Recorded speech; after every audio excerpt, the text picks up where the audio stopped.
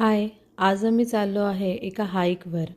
घरापासूनच half and आवरच्या डिस्टन्सवर ते ठिकाण आहे. सध्या स्प्रिंगमुळे क्लायमेट खरंच खूप छान आहे.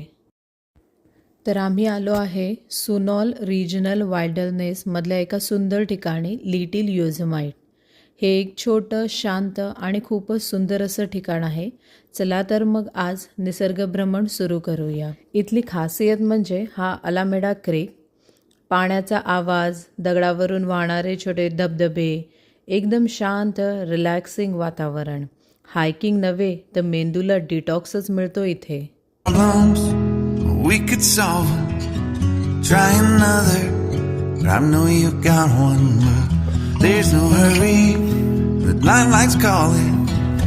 In the van we're driving to Austin.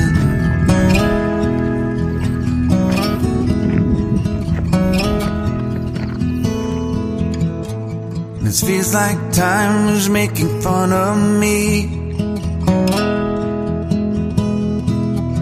Taking away at the walls and I can barely breathe.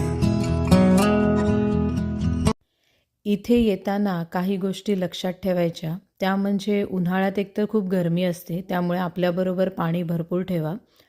ट्रेलवर rattle snacks दिसू शकतात, त्याच्यामुळे पाय कुठे टाकतोय ते जपून बघा. पाण्यात उतरताना काळजी घ्या, कारण दगड घसरू शकतात. ट्रेलवर खाण्यासाठी मी टोस्ट सँडविचची तयारी करूनच नेली होती. आम्ही हाईक झाल्यानंतर टोस्ट सँडविच बनवले, त्याचा आस्वाद घेतला. मग गरमागरम चहा पण प्यायलो. Crowds around here, they just talk through you. Nothing's better when they love you.